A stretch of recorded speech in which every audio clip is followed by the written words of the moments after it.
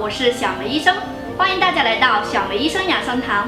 我们都知道啊，吃梨子的好处，生着吃生津止咳，降暑气燥；煮熟了吃，止咳化痰，润肺清心。但是啊，不是所有的人群都适合吃梨子的。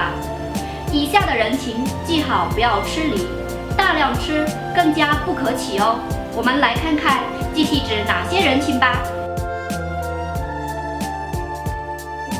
第一种，肠胃弱、胃炎、胃酸和有痢疾等有肠胃疾病的人。梨子性湿寒，如果你有慢性的胃炎等肠胃疾病，那么尽量避开梨子作为孕燥的水果，可以用苹果来代替。第二种，有肠道疾病的人，特别是拉肚子，梨子的润滑下泻作用会更加的强烈，会加剧肚子痛感和肠胃不适。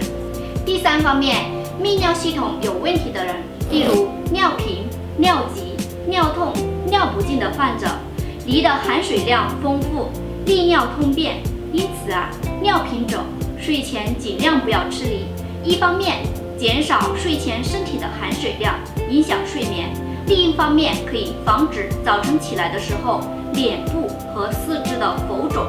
第四类，体质虚寒的人，这里特别是指血虚、胃寒和手脚发冷的女性，包括耗尽体力、气虚血虚的产妇。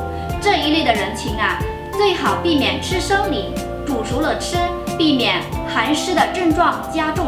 如果是止咳化痰，选择梨子的时候啊，也不要选择过于甜腻的梨子，含糖量高，对于化痰润肺可不是好事哦。第五种，糖尿病的人绝对不能碰梨子，因为梨的含糖量太高，仅次于香蕉。糖尿病者最好是绕开梨子，防止病情恶化，血糖升高。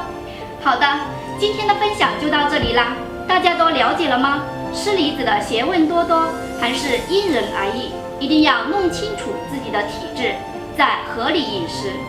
我们下期节目继续分享吧，谢谢大家。